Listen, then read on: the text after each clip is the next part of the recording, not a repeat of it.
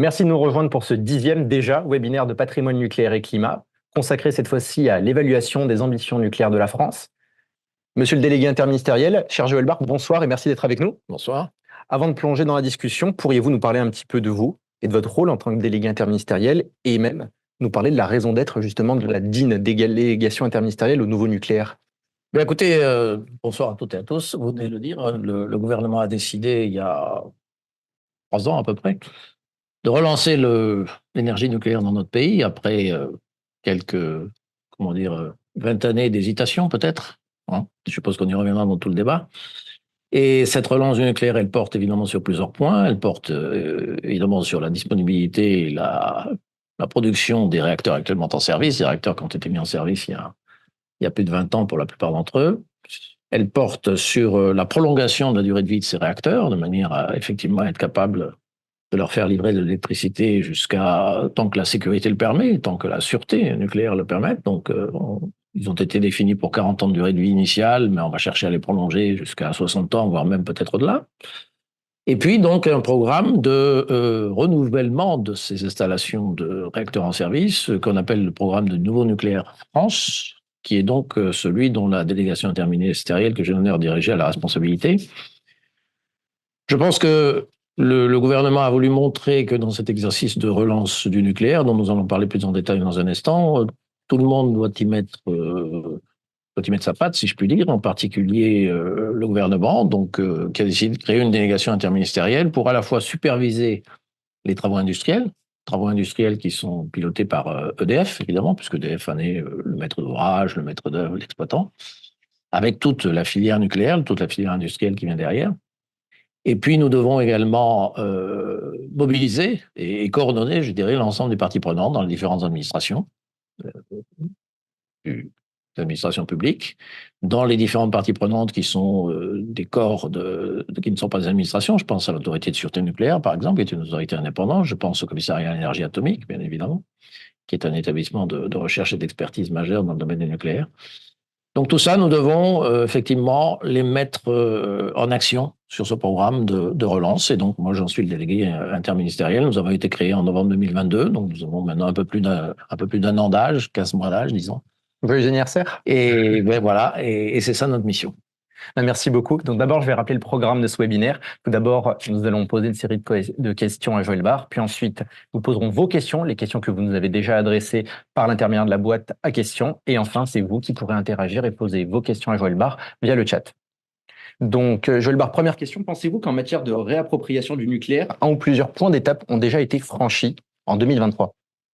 Je crois que oui. D'abord sur le fond, parce que la France a clairement affiché sa stratégie en matière d'énergie, stratégie pour l'énergie et pour le climat. Donc, l'objectif étant évidemment de se sortir des énergies fossiles d'ici l'horizon 2050 de manière à éliminer toute émission nette de gaz à effet de serre.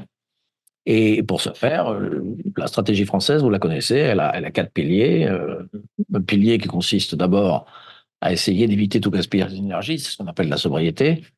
Je crois que dans le courant de l'hiver dernier, l'hiver 2022, qui était un peu tendu en termes d'approvisionnement énergétique, les Français ont montré, les Français à la fois les particuliers et les entreprises, que l'on savait effectivement faire des économies d'énergie, puisque à peu près grosso modo 10% d'électricité ont pu être économisée à ce moment-là. Donc ça, c'est ce qu'on appelle la sobriété.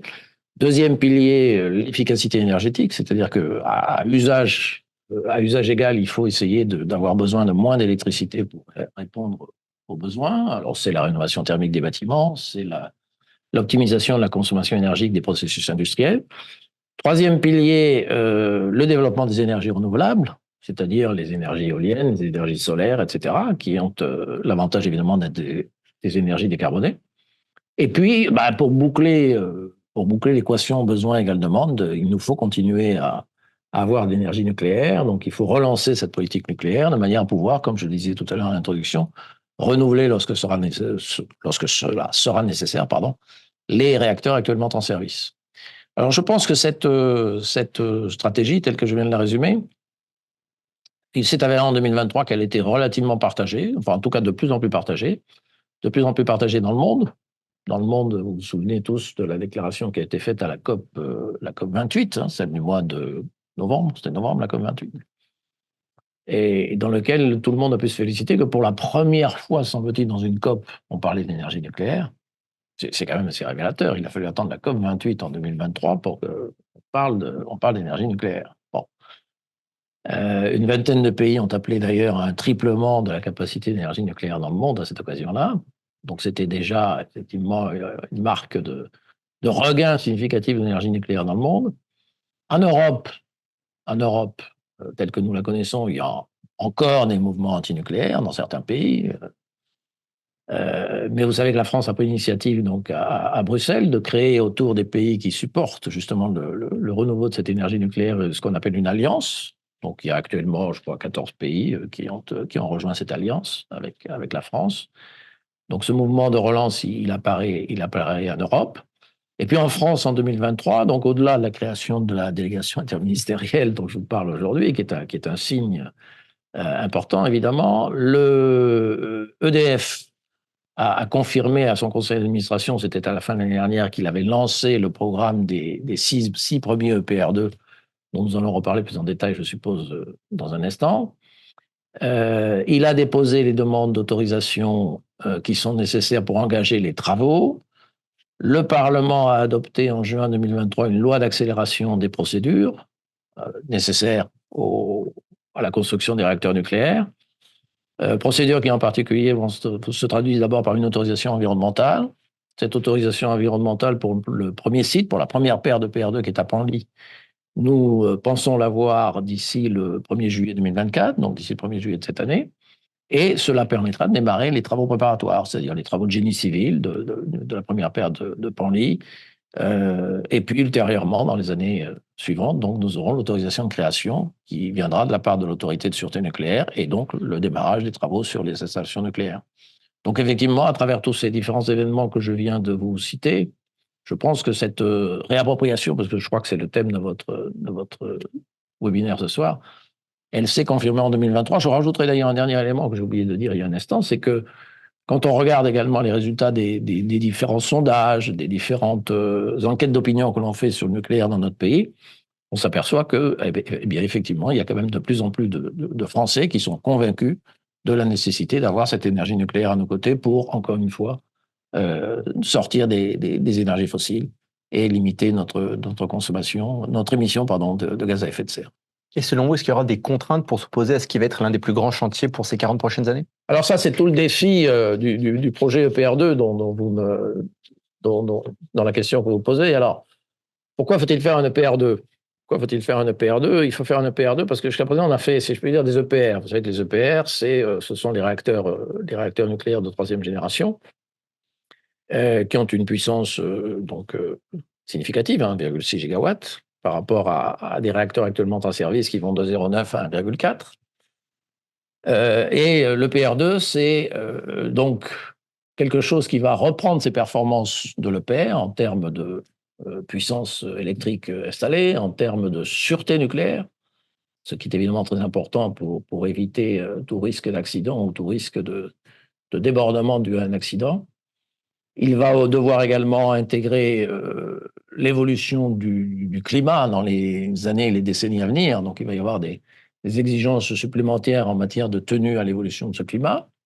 Donc, c'est les mêmes performances que le PR, mais on doit le réaliser cette fois-ci, on doit le réaliser en série, puisqu'on ne va pas en faire un seul. On est d'ores et déjà décidé dans le premier programme qui a été lancé à faire 3 paires de 2.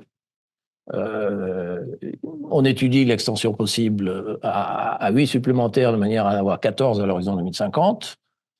Je suis à peu près convaincu qu'il faudra encore aller au-delà. C'est très simple, nous avons aujourd'hui un parc installé de 60 gigawatts, en chiffre arrondi.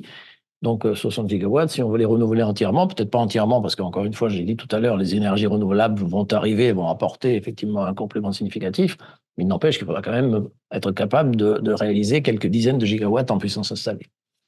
Donc c'est ça l'EPR2. Donc il faut faire un EPR de série.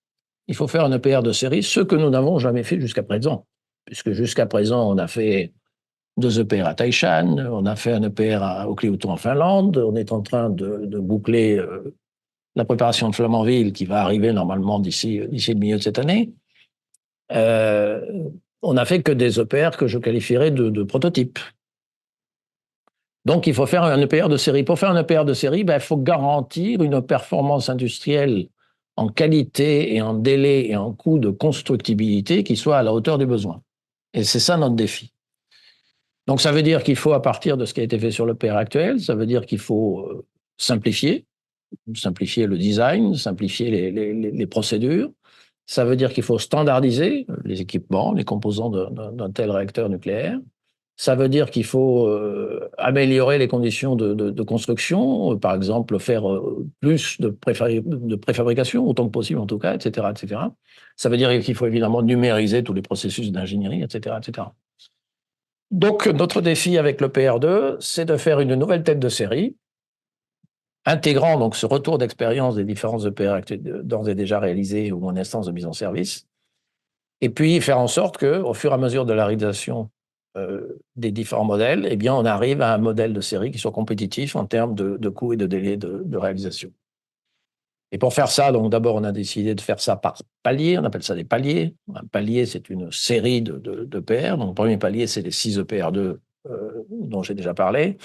On les réalise par paire parce que c'est quand même plus facile de les faire l'un à côté de l'autre sur un même site que de les faire un par un de manière isolée. Et c'est à partir de là qu'on doit effectivement être à la hauteur de ce défi de la compétitivité du modèle de série. Une question qui va se poser, c'est la question du financement de ces infrastructures. Comment trouver des solutions pérennes, justement? Alors là, sur le financement, nous, évidemment, nous y travaillons. C'est un sujet qui n'a pas encore débouché de manière définitive. L'horizon calendaire auquel il faut que l'on aboutisse, c'est la décision finale d'investissement de la part d'EDF qui doit se prendre en 2027. En 2025, pardon. 2025. Pardon pour le lapsus. Puisque je l'ai dit tout à l'heure, le conseil d'administration d'EDF a décidé de lancer le programme lui-même, le programme des 6 EPR2, donc au stade de la préparation. Mais pour le confirmer de manière définitive, il faut prendre ce qu'on appelle une décision d'investissement qui donc devra intervenir quelque part en 2025. Donc nous y travaillons. Nous y travaillons côté État avec les différentes administrations qui sont concernées, celle de Bercy, celle du ministère de la Transition écologique, les équipes du Premier ministre, évidemment. Donc, qu'est-ce qu'il faut faire? Il faut trouver le bon schéma de régulation et de financement donc du projet et de régulation des prix ensuite de l'électricité qu'il produira.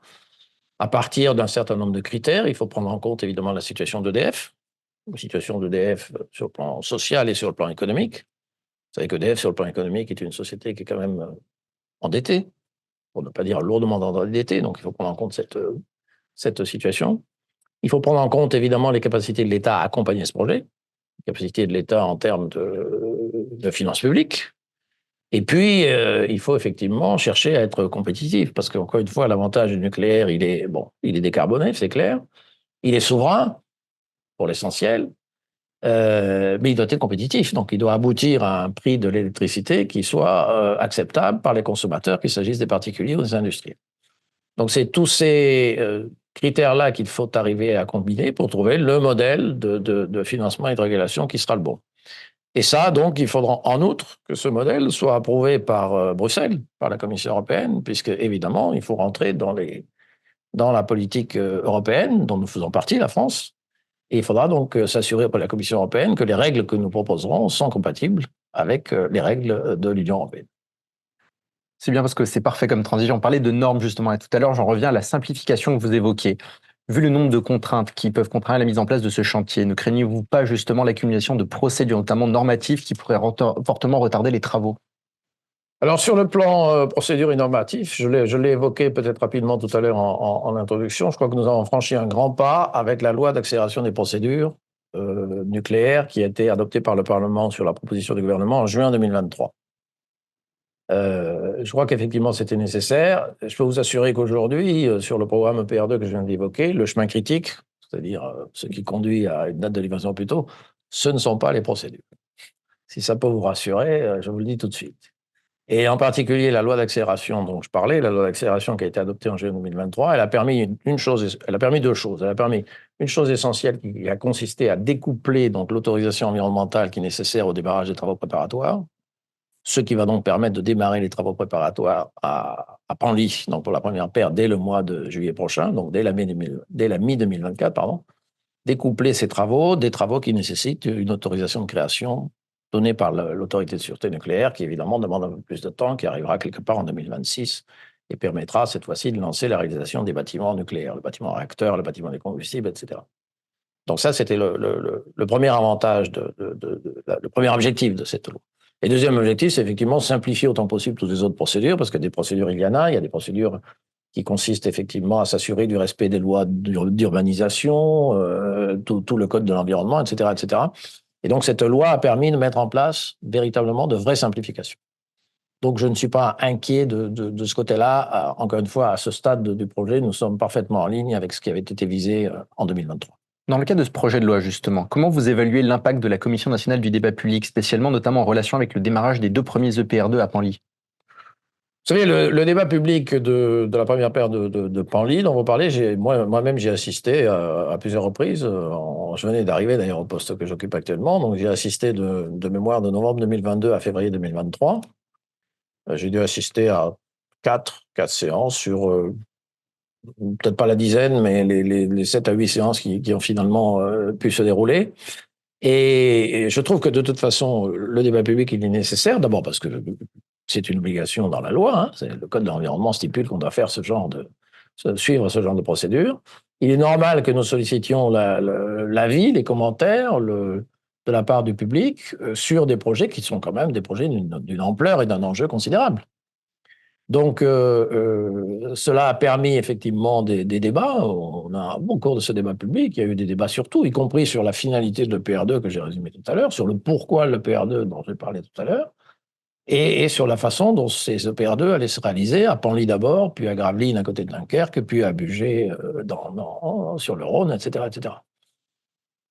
Donc, le processus s'est terminé par un avis dans un premier temps par un avis de la Commission nationale du débat public qui a dû sortir à la fin de l'année dernière, en novembre 2023 ou quelque chose comme ça.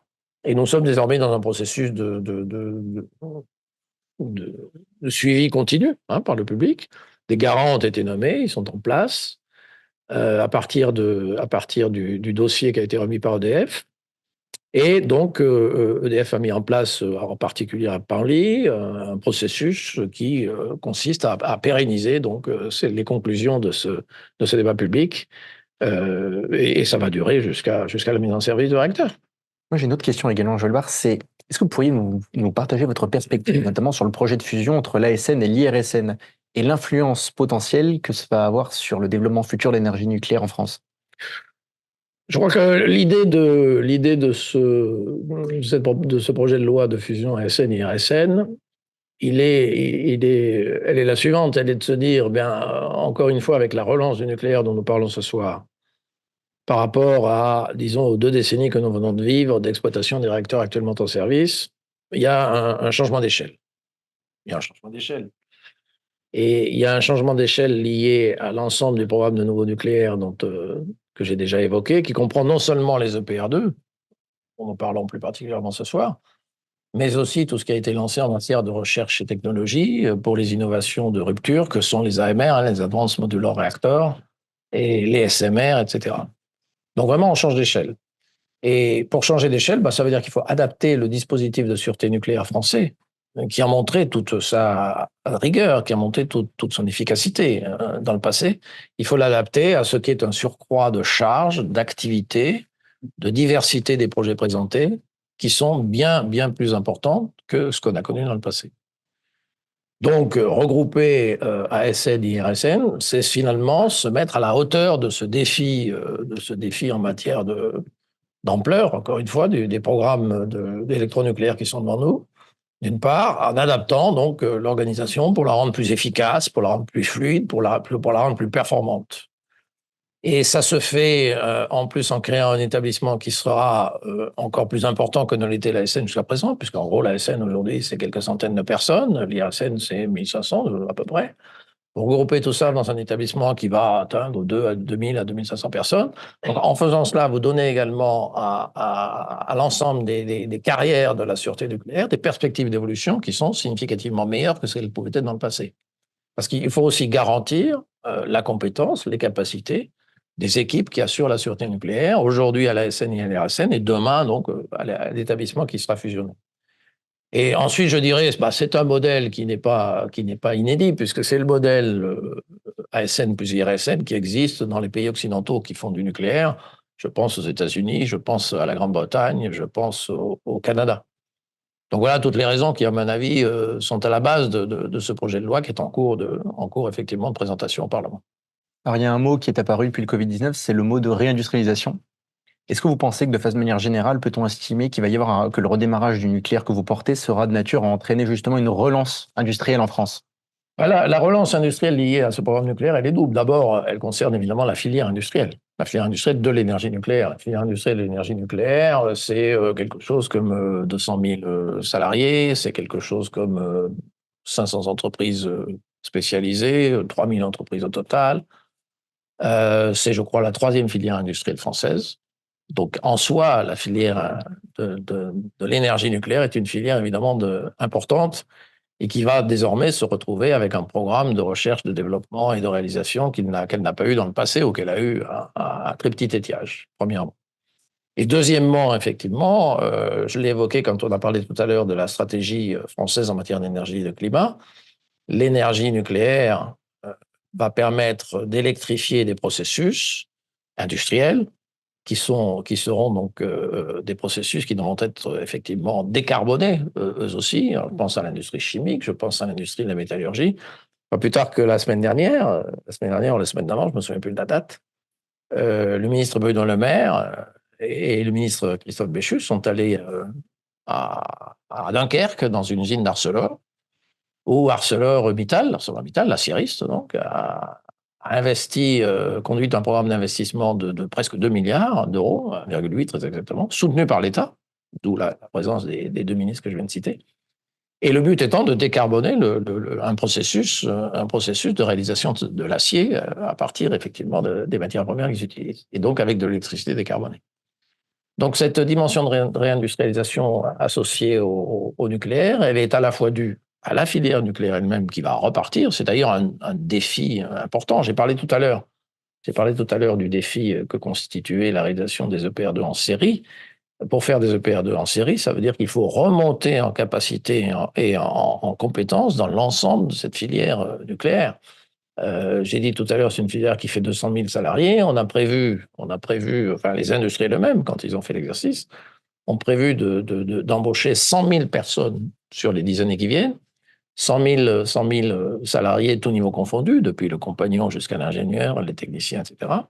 Dans les 10 années qui viennent, c'est quand même effectivement un défi important en matière d'attractivité, de formation et d'intégration dans les entreprises.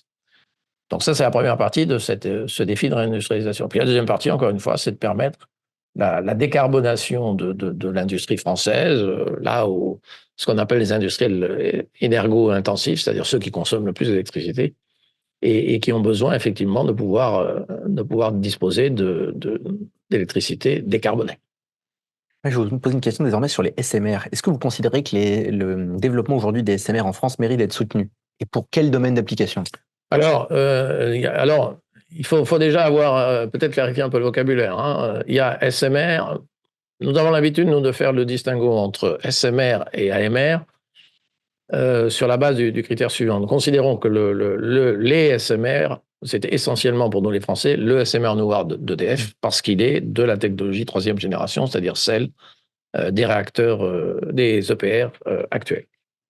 Et puis, à côté des SMR, il y a donc les AMR, les Advanced Modular Reactors, qui sont des projets qui sont présentés en particulier soutenus par France 2030 et qui permettent d'explorer, là, cette fois-ci, des technologies de rupture, des nouvelles technologies, etc.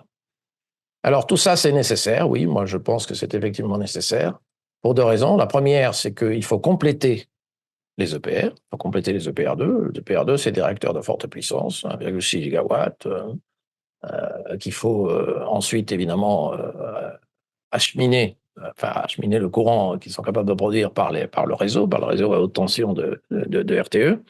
Il faut compléter donc les EPR par des réacteurs de plus petite taille capable d'être localisé au plus près des utilisations, au plus près des usages, pour faire aussi également autre chose que l'électricité, la chaleur par exemple, la chaleur, demain l'hydrogène sans doute, et qu'il faut mettre en place au plus près des sites industriels, voire au plus près des sites urbains.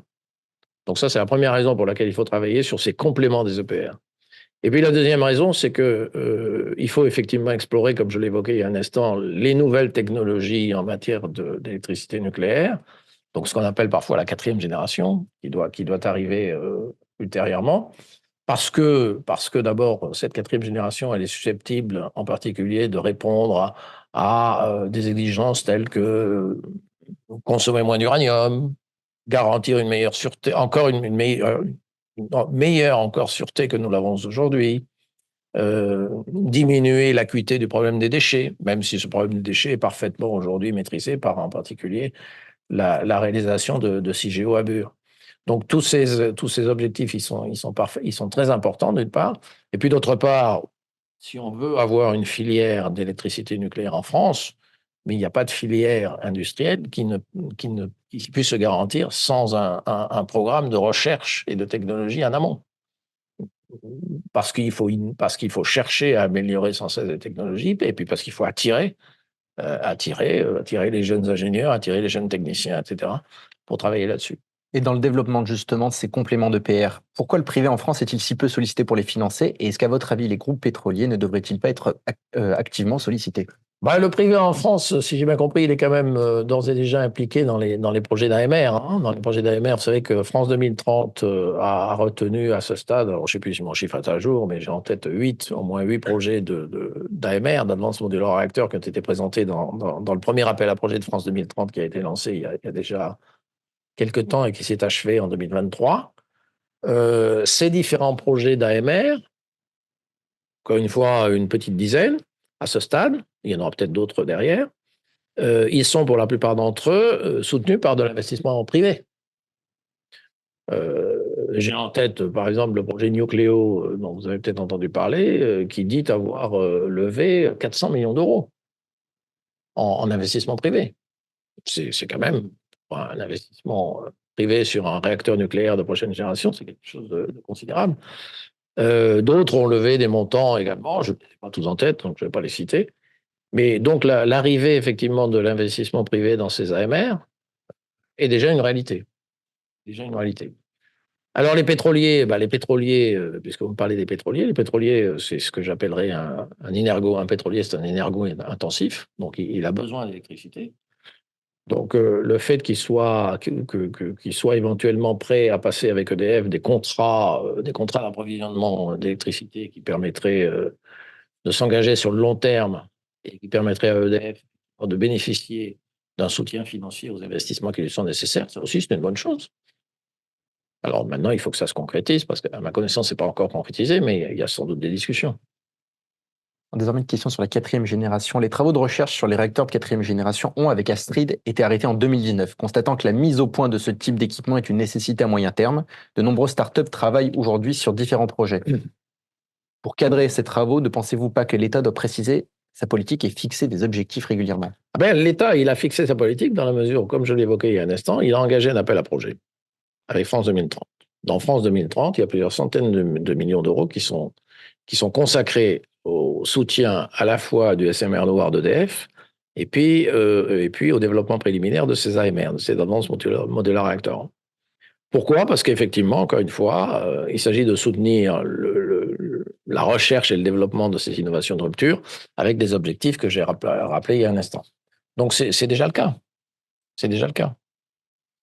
Donc je pense qu'effectivement, il faut les soutenir. Alors en particulier, si vous évoquez plus particulièrement les réacteurs à neutrons rapides, puisque vous parlez d'Astrid, je crois que oui, il faut. D'ailleurs, dans la petite dizaine de projets dont j'ai parlé tout à l'heure, qui sont actuellement soutenus par France 2030, il y en a pas mal, sans doute la majorité même peut-être. Enfin, j'ai pas fait le ratio précis, mais qui sont des projets de réacteurs à neutrons rapides, qui sont effectivement une technologie sur laquelle il faut que nous relancions l'investissement que la France avait consenti dans le passé, avec Astrid en particulier. Bien, merci beaucoup. Désormais, nous allons passer aux questions de la boîte à questions que vous nous avez posées. Première question, des investisseurs privés, on en revient toujours là, des investisseurs privés comme Total vont-ils s'engager dans la filière selon vous? Et si oui, comment? C'est la question que vous m'avez posée il y a un instant sur les pétroliers, hein. Total n'est pas qu'un pétrolier, mais il est quand même aussi un pétrolier. Donc effectivement, si Total est prêt à négocier avec EDF un contrat d'approvisionnement électrique de longue durée, donc sur les années qui viennent, et pour cela permettre un engagement à long terme entre les deux entreprises, le financement correspondant permettra à EDF de contribuer au financement des investissements de nouvelles générations nucléaires dont j'ai parlé. Donc oui, c'est comme tout est énergo-intensif, je dirais. Seconde question, pourquoi ne pas lancer dès aujourd'hui la construction d'un EPR plutôt que d'attendre la certification des EPR2? Plutôt, vous voulez dire un EPR tout seul, c'est ça la Oui, question? justement, je Ah pense bah que non, oui. non, non. Là, écoutez, je vous ai dit tout à l'heure, on l'a fait déjà plusieurs fois. On l'a fait à Flamanville, on l'a fait à. C'est pas ça qu'il faut faire. Encore une fois, l'objectif que nous avons, c'est pas un seul EPR qu'il nous faudra, c'est plusieurs dizaines d'entre eux. Il pourra en faire plusieurs dizaines, au moins 14 en 2050. Au-delà, encore davantage, il faut faire un EPR de série qui soit compétitif en matière de coûts et de calendrier par rapport à ce qu'on a fait jusqu'à présent. On ne va pas refaire Flamanville. On va pas refaire Flamanville. Troisième question, à quelques mois des premiers coups de pioche de ces EPR2, peut-on savoir comment seront financées les 6 premières tranches? Ah bah, ça, c'est la question de financement que vous m'avez posée tout à l'heure, hein. Je vous dis, nous y travaillons. Nous devons aboutir là-dessus à la fin de l'année 2024 pour permettre une décision d'investissement finale de la part d'EDF en 2025. Et en ayant obtenu l'accord de la Commission européenne là-dessus, et par respect aux directives de l'Union européenne, et on s'est mis d'accord entre nous, c'est-à-dire entre l'État et EDF, sur un schéma de financement et de régulation. Ne craignez-vous pas un conflit de ressources, notamment pour l'ingénierie, entre les EPR2 pour la France et les éventuels EPR ou EPR2 qui pourraient être contractés à l'export au même moment, Inde, République tchèque, etc.? Ah ben, ce qui est certain, c'est que les travaux d'ingénierie qui sont nécessaires à la définition des EPR2 et à d'autres projets tels que vous évoquez sont des travaux d'une importance majeure, qui sont d'une ampleur également très significative, et que donc il appartient à EDF, avec l'ensemble de ses capacités d'ingénierie, internes et externes, il appartient à EDF de s'y adapter et d'être capable effectivement de réaliser tous ces projets. Moi, je considère que la priorité, la mienne en tout cas, mais je pense aussi celle de la France, c'est le PR2. C'est le PR2. Donc, il faut quand même effectivement éviter peut-être de trop se disperser et donc bien vérifier quand on lance un projet qui serait un autre projet que le PR2, que les conditions de développement de ce projet, et en particulier les ressources d'ingénierie nécessaires, sont bien disponibles. Une question désormais sur les règles justement de Bruxelles. Pensez-vous qu'il serait opportun d'activer aujourd'hui l'article du traité de fonctionnement sur l'Union européenne permettant, dans ce cas présent, de mettre des limites à l'application des règles de concurrence? Je ne suis pas un grand spécialiste du droit et donc des réglementations en la matière. Ce que je constate, c'est que peut-être pour répondre à votre question, jusqu'à présent, nous vivons avec le système de l'AREN jusqu'à la fin de l'année 2025, hein, pour ce qui concerne l'accès à l'énergie nucléaire.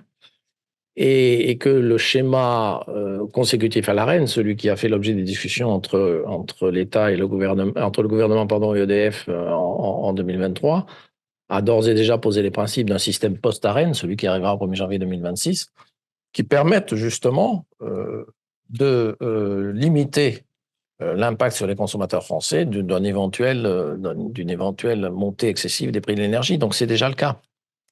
C'est déjà le cas, me semble-t-il.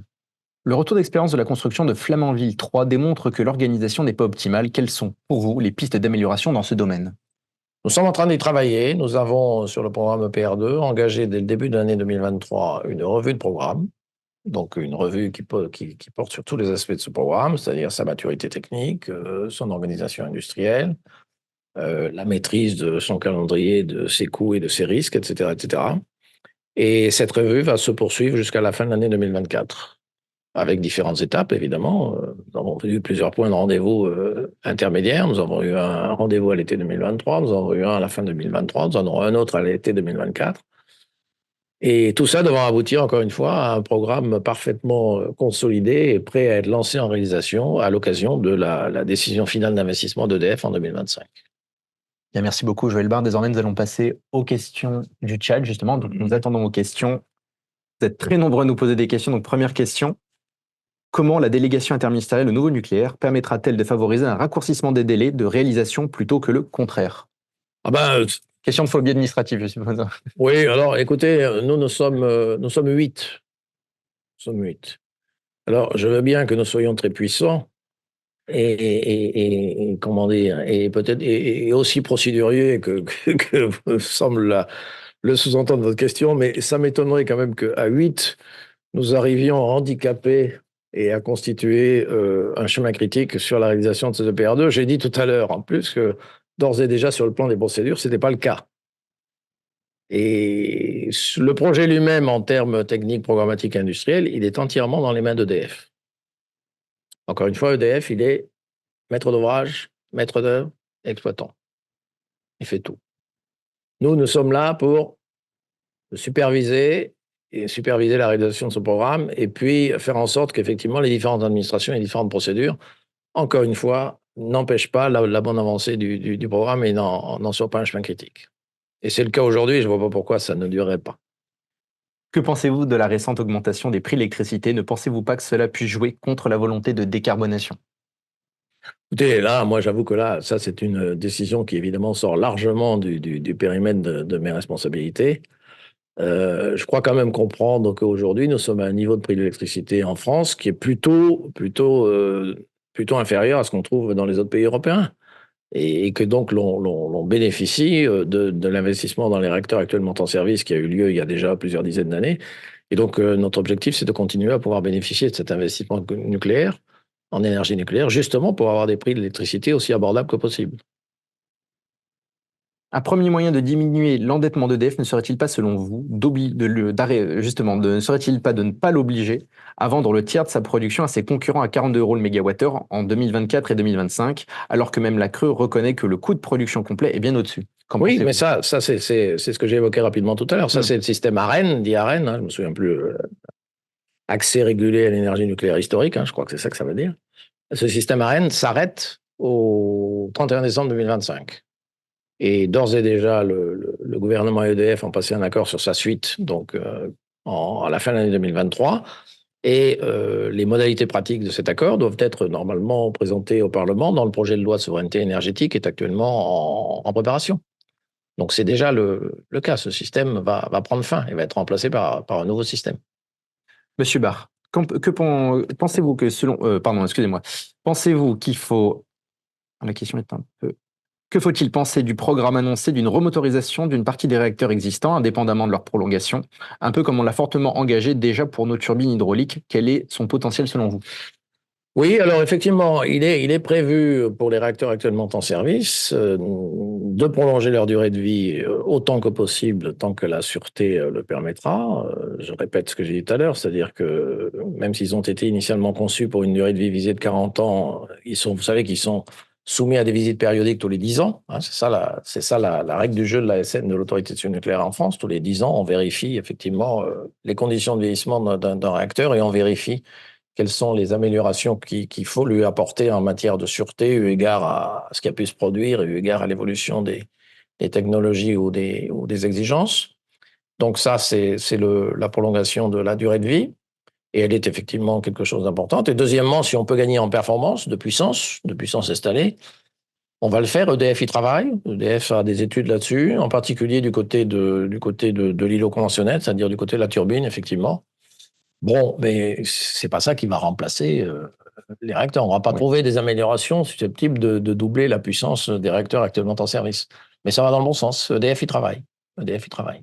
Quel intérêt énergétique y a-t-il, selon vous, à poursuivre le développement des ENR concurremment au nucléaire? Ne faudrait-il pas mieux que les financements de l'État consacrés au soutien et au développement de ces technologies soient redéployés vers le nucléaire? Je suppose que certains vous diraient le contraire. Je suppose que certains vous diraient, au lieu de mettre de l'argent sur le nucléaire, mettez tout sur les ENR. Ben écoutez, moi, je ne crois pas à la solution unique. Je ne crois pas à la solution unique. Je pense qu'il faut un mix, et je crois que c'est la politique que la France a délibérément choisie. C'est-à-dire qu'il faut à la fois relancer le nucléaire pour renouveler, quand cela sera nécessaire, les réacteurs actuellement en service. Et cela sera nécessairement, cela adviendra nécessairement, puisque, encore une fois, ils arrivent tous à peu près aux 40 ans dans les années qui viennent. Et puis, deuxièmement, il faut développer l'énergie renouvelable. Les deux sont complémentaires. Je crois que vous avez employé le mot concurrent, ou je Oui. sais plus quel mot. Non, pas du tout, pas du tout, pas du tout. Moi, je récuse ce mot. Il n'y a pas de concurrence entre les énergies renouvelables, éoliennes et solaires, et autres, et l'énergie nucléaire. Il y a complémentarité pour avoir, encore une fois, un mix énergétique décarboné, capable donc de sortir enfin des émissions de gaz à effet de serre, souverain en termes d'approvisionnement, et puis compétitif en termes de prix. Donc c'est complémentaire, donc il faut faire les deux, et c'est ce qu'on fait actuellement. C'est ce qu'on fait actuellement. Puisque le programme EPR2 n'a pas empêché la France de développer l'énergie solaire et l'énergie éolienne, en particulier offshore, par exemple en 2023, où des installations ont été mises en service.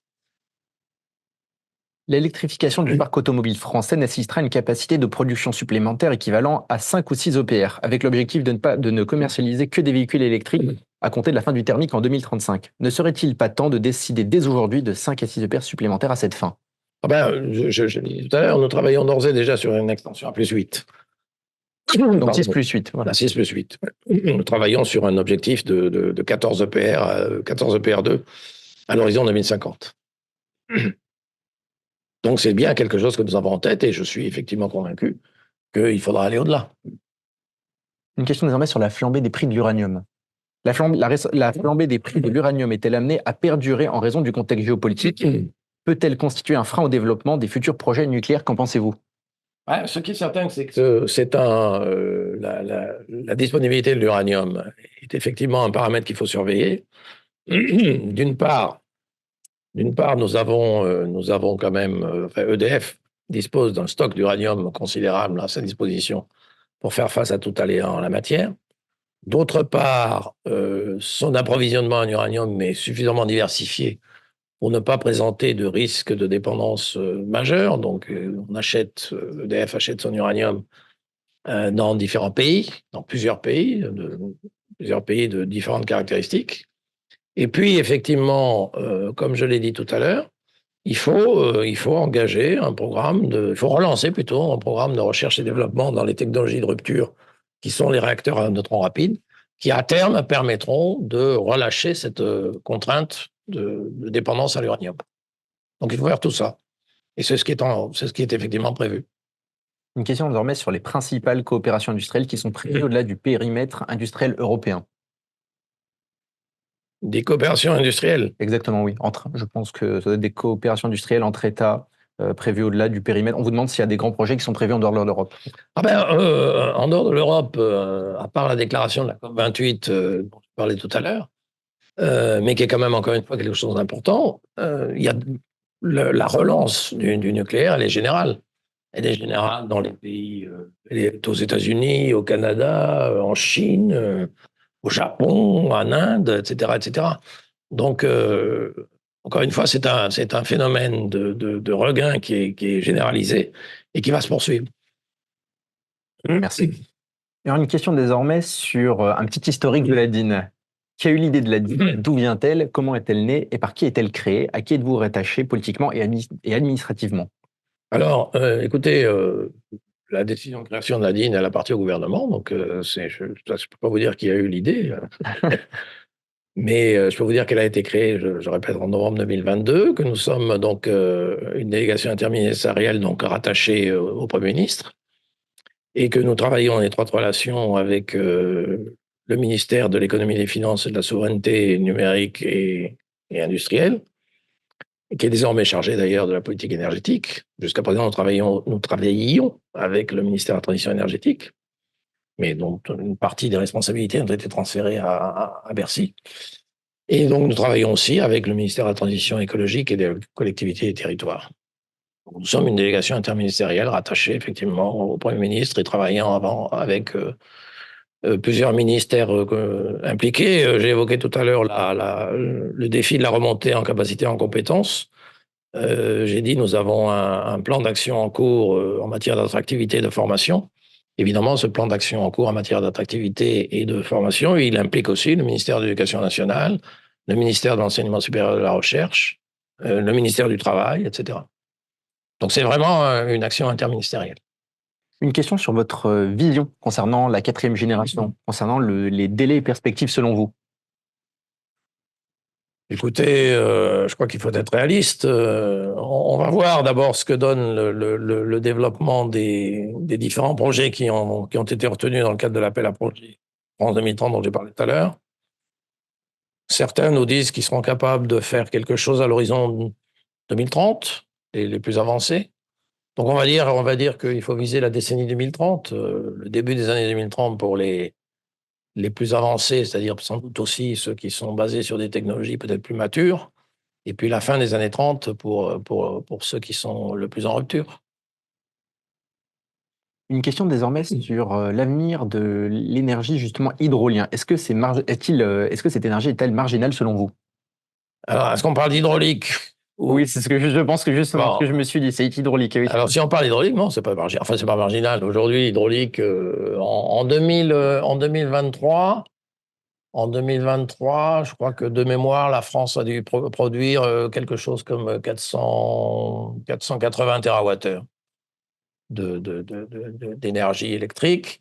Et dans ces 480 TWh, vous aviez 320 TWh d'énergie nucléaire, en nette augmentation par rapport à 2022, parce que vous savez qu'en 2022, EDF avait fait un peu moins de 280, il a fait 320 en 2023. Et puis, vous deviez avoir quelque chose comme 50 à 60 TWh d'énergie hydraulique. Donc, c'est un complément significatif. Ça représente d'ailleurs à peu près aujourd'hui l'équivalent de ce qu'on a dû sortir en éolien. Vous deviez avoir à peu près aussi en 2023 de l'ordre de 50 en éolien. Et il faut que ça continue. Et je sais qu'EDF travaille lui-même, d'ailleurs, à essayer de faire encore un peu plus. Donc oui, l'avenir de l'hydroélectricité et des barrages, puisque c'est des barrages dont on parle, il existe et il est important. Une question désormais, on vous demande votre avis sur le retard pris, l'énorme retard pris sur l'EPR de Flamanville. L'EPR de Flamanville a été fait, encore une fois, alors moi je ne l'ai pas vécu, hein, donc j'ai du mal à me prononcer de manière définitive. Comment dire, l'origine des difficultés de Flamanville avait été clairement identifiée dans un rapport que Jean-Martin Folz avait publié en 2019, je crois. Bon, il y avait d'une part le fait qu'on avait lancé sans doute la réalisation de cette EPR de Flamanville avec trop tôt par rapport à la maturité de la définition, de la conception. Et puis, clairement, le fait que pendant les années 2010 à 2020, nous étions sur une filière nucléaire française qui était en sous-capacité et en perte de compétences. Parce que, encore une fois, un programme avec la charge d'un seul réacteur à réaliser tous les 10 ou 20 ans, ce n'est pas suffisant pour entretenir les capacités et les compétences d'une filière industrielle dans une technologie aussi difficile que celle-là. Une question sur les connaissances françaises. Ne pensez-vous pas que les connaissances françaises, après l'arrêt d'Astrid, ont été bradées ou ont été achetées à l'étranger? Non, écoutez, si c'est le cas, non, je ne suis pas au courant, je ne le pense pas. En tout cas, ce que je peux vous dire, c'est que dans les nouveaux projets de réacteurs à neutrons rapides que j'ai évoqués tout à l'heure et qui font l'objet de l'appel à projet, France 2030 que j'ai déjà évoqué à plusieurs reprises, le commissariat à l'énergie atomique est directement impliqué. Il est directement impliqué de deux façons. La première, c'est qu'il contribue à sélectionner les projets qui sont retenus, d'une part, et d'autre part, il est là aussi pour les accompagner, ces projets. Accompagner en termes de moyens d'essai, de code de calcul numérique. Et donc, il a créé d'ailleurs pour cela le commissariat à l'énergie atomique et aux énergies alternatives, pardon, pour être complet dans son intitulé. Il a créé pour ça une agence, l'Agence des programmes nucléaires innovants, dont c'est la fonction, dont c'est la mission. Donc, il va pouvoir capitaliser sur tout l'investissement de recherche et développement qui avait été réalisé dans le passé sur le programme Astrid, par exemple, tel que vous l'avez évoqué.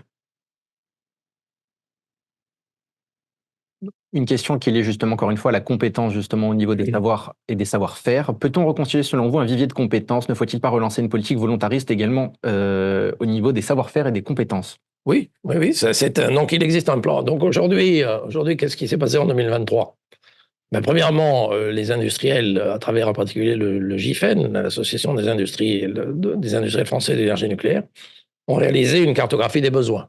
Ils ont appelé ça le programme Match. Et comme son nom l'indique, ben là, pour matcher les besoins et les ressources, en mauvais français. Et c'est ça qui a déterminé les 100 000 recrutements nécessaires sur les 10 années qui viennent, dont j'ai parlé tout à l'heure. Ensuite, à partir de là, il a été fait par l'Université du métier du nucléaire, qui est très active sur ce sujet, et qui fait un excellent travail. Donc, un programme de déploiement, donc des actions à mener pour effectivement assurer l'attractivité, la formation et l'intégration des 100 000 recrutements par an que nous avons à faire dans les 10 années qui viennent. Et ça, c'est un programme qui a commencé à être déployé. Donc, dans ce programme, il y a de tout. Il y a des actions de communication pour faire l'attractivité. Il y a des actions de formation, etc., etc. Il y a des actions d'intégration dans les entreprises. Et tout ça se développe, a été lancé en 2023 et est suivi de manière très régulière, y compris par nous-mêmes, donc la délégation interministérielle, encore une fois en relation avec les ministères concernés que j'ai évoqués tout à l'heure. Une autre question, y aura-t-il selon vous une volonté un jour de fusionner EDF et RTE? Non, je ris parce que, bon, je ris parce que j'ai pas connu l'histoire, donc, mais j'ai que comprendre que si ça avait été scindé, c'était il y a déjà plusieurs années. Donc non, je pense pas que ce soit d'actualité. Je pense pas que ce soit d'actualité, et je pense pas que ce soit conforme, sans être là encore un grand expert, à la politique européenne.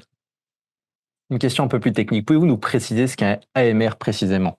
Ah ben AMR, ça veut dire Advanced Modular Reactor. Donc ça veut dire Advanced, ça veut dire innovation de rupture, avancée. Modular, ça veut dire que c'est fait par un assemblage de modules en usine et ensuite livré sur le site d'usage, qu'il s'agisse d'un site industriel ou autre. Et puis, donc, ce sont les projets qui sont poussés par des startups du nucléaire, et qui ont répondu, donc, en particulier, à l'appel à projet de France 2030, dont j'ai parlé à plusieurs reprises, et dont la première tranche, la première phase, s'est clôturée en 2023, à la fin de l'année dernière. Et concernant le fonctionnement de l'AMR? Ah ben, l'AMR, il y en a de toutes sortes, si je puis dire. Donc d'abord de tous usages, il y a des AMR qui sont faits pour produire de l'électricité, il y en a d'autres qui sont faits pour produire de la chaleur. Donc il y a plusieurs usages qui sont possibles. D'autres qui sont capables évidemment de faire de la cogénération, c'est-à-dire à la fois de la chaleur et l'électricité. Et puis il y a des technologies différentes, donc il y a du réacteur à neutrons rapides, il y a du refroidissement au plomb, au sodium, etc. On explore toutes les nouvelles technologies, toutes les innovations de rupture qui sont susceptibles de déboucher à terme sur un programme industriel, encore une fois, complémentaire des réacteurs de forte puissance que sont les EPR.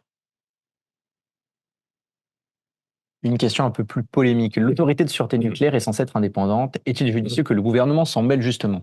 Ah, mais le gouvernement ne se mêle pas de ces décisions. Le gouvernement si vous évoquez le projet de loi SN-IRSN dont nous avons parlé tout à l'heure, le gouvernement, encore une fois, veut renforcer, au contraire, cette indépendance, puisque en renforçant l'efficacité, en consolidant l'efficacité des procédures et en renforçant les moyens en ressources humaines de l'ASN, on renforce encore cet organisme. Et bien entendu, on ne remet pas du tout en cause son indépendance. Cela reste une autorité indépendante administrative. Une autre question, quelqu'un qui revient sur les besoins en compétences de la filière nucléaire. Quels sont les besoins aujourd'hui dans la filière nucléaire? Quels sont les différents besoins en compétences dont nous avons besoin? 100 000 recrutements par an répartis sur, alors j'ai plus tous les chiffres en tête, mais répartis en gros sur une dizaine de métiers critiques, depuis le soudeur, le tuyauteur, jusqu'à l'ingénieur concepteur. Donc moi, je ne peux pas vous dire les détails de mémoire comme ça, mais le programme Match dont j'ai parlé tout à l'heure, qui a été élaboré par le GIFEN, donc par l'Association des industries du nucléaire, a fait ce travail d'analyse en détail et sait dire comment se répartissent les 100 000 recrutements sur les 10 années qui viennent en métier et en spécialité. On vous demande la place du cycle du combustible dans le programme. Y a-t-il un programme justement d'évolution et de développement de l'usine Orano du côté de La Hague justement? On commence à y travailler. On commence à y travailler parce qu'effectivement, la question est tout à fait judicieuse. Les installations dont vous parlez là, de La Hague et autres, vont arriver à peu près à la quarantaine, là aussi, à l'âge de 40 ans. Donc, il faut penser à travailler à leur renouvellement. Et donc, il est tout à fait, pour l'instant, On y réfléchit un petit peu, mais je pense qu'on va engager disons dans les 3 années qui viennent, 2024-2026, des travaux d'études approfondis avec Orano, avec EDF et autres, et pour déterminer effectivement ce qu'il faut faire pour renouveler ces installations, sous quelle forme, avec quelle mission, à l'horizon 2040. Bien, écoutez, Joël Barre, c'était la dernière question, je crois. Je crois qu'il n'y a plus de questions. En tout cas, je voulais vous remercier. Merci à vous d'avoir été avec nous ce soir. Merci à vous toutes et à vous tous pour votre présence. Un grand merci encore une fois, Monsieur Joël Barre, pour ces éclairages et cette discussion. Nous vous souhaitons à toutes et à tous une excellente soirée. Nous donnons rendez-vous pour notre prochain webinaire en mars. À très vite et bonne soirée.